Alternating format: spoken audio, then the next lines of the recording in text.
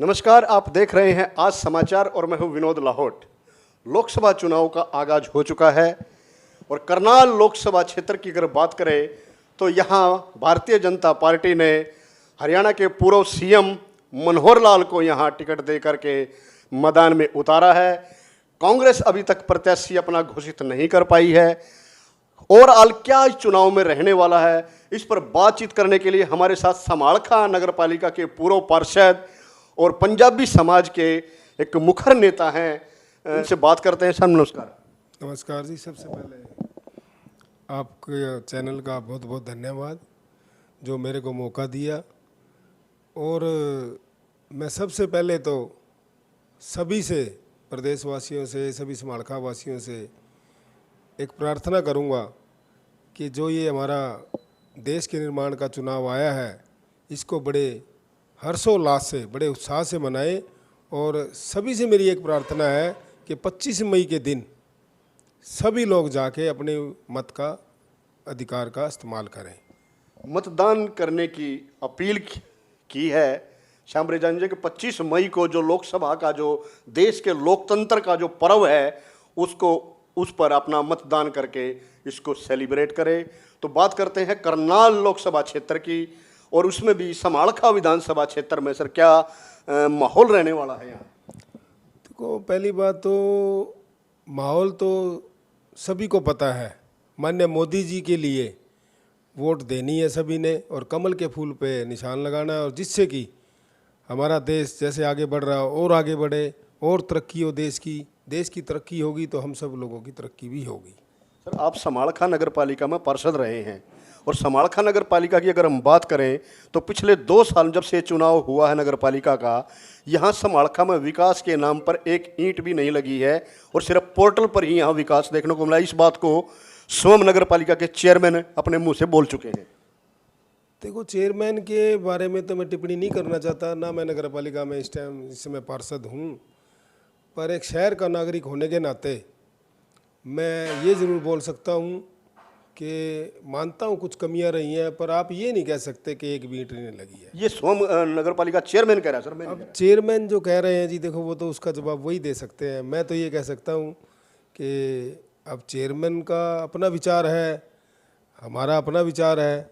मुझे तो ऐसा नहीं लगता कि एक भी ईंट नहीं लगी है। हाँ, ये मैं मानता हूँ कि हो सकता है कि कुछ कमियां रही हों, पर एक बात तो मैं आपको दावे से कह सकता हूँ कि सरकार, हरियाणा सरकार, जो भारतीय जनता पार्टी की सरकार और जिसके मुखिया माननीय मनोहर लाल जी रहे हैं, उन्होंने बड़ी ईमानदारी से काम किया है।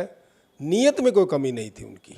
लेकिन नीयत में कोई कमी नहीं थी, लेकिन जो समालखा की अगर हम बात करें तो यहाँ कुछ घोषणाएं 2019 में सीएम साहब ने की थी, उन पर आज तक एक भी काम नहीं हुआ है। अगर हम बात करें आपकी पंजाबी धर्मशाला की ही, पंजाबी धर्मशाला का भी मैं देख के आया हूँ, वहाँ पर बिल्कुल एक ढांचा खड़ा करके छोड़ दिया गया है।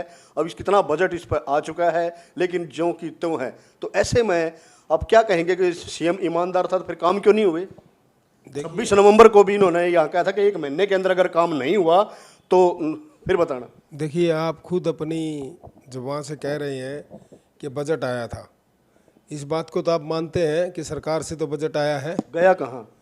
दूसरी बात, जाने वाली बात का भी मैं बताता हूँ। जो अधिकारी थे हमारे यहाँ, सबसे बड़ी कमी अगर आप ग्राउंड लेवल पे देखोगे तो उसमें कमी एक रही है कि हमारा कोई रिप्रेजेंटेटिव नहीं था यहाँ पे, संभालने वाला नहीं था। जनप्रतिनिधि की विरोधी पक्ष से था हमारे विधायक, वो नहीं संभाल पाए इतना, वो अपने खुद परेशानियों में उलझे पड़े हैं।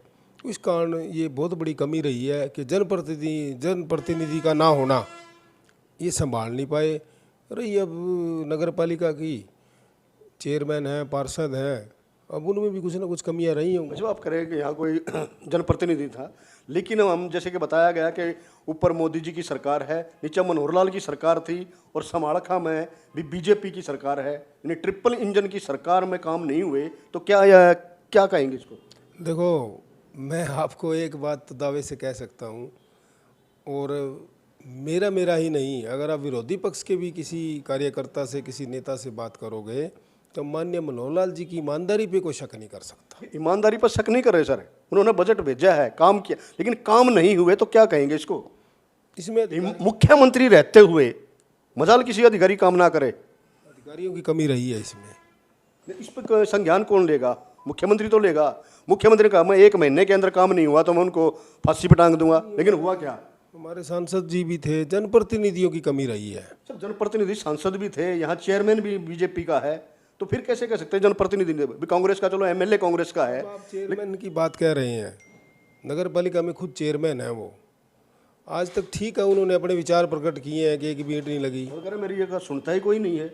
अब ऐसा तो हमें नहीं लगा कहीं कहीं जाए आएंगे, कहीं जाए आएंगे, कोई अगर वो चिट्ठी दिखाएं, कोई लिखी हो उन्होंने, कोई आपको, आपके माध्यम से मैं पूछ रहा हूँ आपसे, उनको पूछें आप चेयरमैन साहब को कि भाई आप कोई अगर कोई कमी थी तो चिट्ठी तो दिखाएं, कोई लेटर तो दिखाएं सरकार को, क्या लिखा, कब लिखा, ये तो बताएं। अब जबानी बोलने से तो कुछ नहीं होता ना, कुछ भी कह सकते हैं। सर ढांचा खड़ा है, ये तो मानते हो ना? ये ढांचा खड़ा है और उस पर कुछ नहीं हुआ, उस पर काम नहीं हुआ पूरी तरह से। तो ये किसकी मतलब नेग्लिजेंसी रही है? नेग्लिजेंसी अधिकारियों की है मेन तो जी। तो सरकार इससे पीछा कैसे छुड़ा सकती है? नहीं, सरकार को मैं बोल तो नहीं रहा कि भी सरकार पीछा छुड़ा रही है, नहीं छुड़ा सकती, कमी तो रही है कहीं ना कहीं। उसमें तो मैं भी पार्षद था उस टाइम, उस समय मैं भी पार्षद था। मैंने बोला भी अधिकारियों को, जो उस टाइम मौके पे चेयरमैन थे, हाल फिलहाल चेयरमैन तो पार्टी के हैं, उसके पहले जो चेयरमैन थे उनकी सबसे बड़ी कमी उनकी रही है। पहले विधायक भी रहे हैं। अब पिछली बातों को मैं छेड़ना नहीं चाहता, जो हुआ ठीक हुआ। तो सर देखो, ईमानदारी में कोई कमी नहीं, ये मानते, सभी मानते हैं, हम भी मानते हैं, आप भी मानते हैं, विपक्ष का कोई भी ये नहीं कह सकता इसका मनोहर लाल खट्टर की ईमानदारी में कोई कमी है। लेकिन फिर वही सवाल कि जो मुख्यमंत्री रहते हुए ये छोटे छोटे काम नहीं, अपनी सीएम घोषणाएं पूरी नहीं करा सके, तो एक एमपी बन करके क्या करेंगे इलाके में? मैं आपको ये बताना चाहता हूँ कि चेयरमैन साहब जो ये शब्द कह रहे हैं, उनके मुंह से ये शोभा नहीं देता। कार्रवाई करें ना, वो लिखें, सरकार को लिखें, जाएं। मैं ज़्यादा बड़ी बात नहीं कहता कि हमें कोई मौका मिलता। आप भी तो यहीं थे। जो मैं पार्षद था, पार्षद की जो मैंने ड्यूटी की वो मैंने पूरी ईमानदारी से निभाई है। जब तक मैं पार्षद था इसमें कोई घोटाला नहीं। पंजाबी समाज के प्रधान हैं आप भी, तो आपने क्या किया इस धर्मशाला को लेकर के?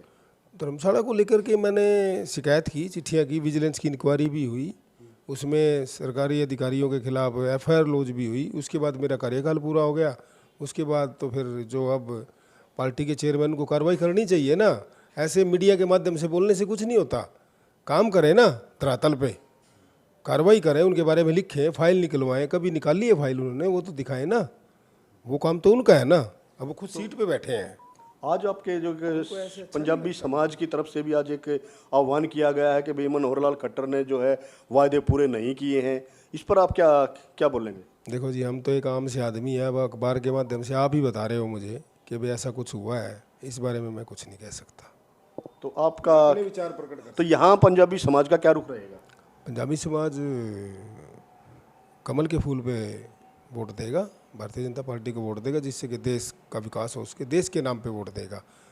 कैंडिडेट चाहे किसी की नाराज़गी है, खुश है, कोई मान लो हो सकता है कि भी इसके मन में एक नाराज़गी हो गई, भी मेरा काम नहीं हुआ, हमारा काम नहीं हुआ, पर वो देश को देखते हुए, माननीय नरेंद्र मोदी की तरफ देखते हुए कमल के फूल के ऊपर मोहर लगाएगा।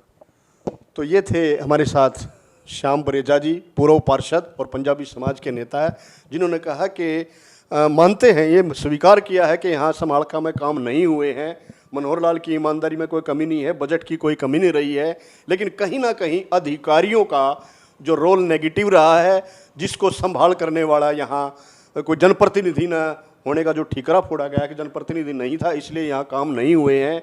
फिर भी पंजाबी समाज मनोहर लाल खट्टर को वोट देगा, क्योंकि देश के लिए वोट करना है।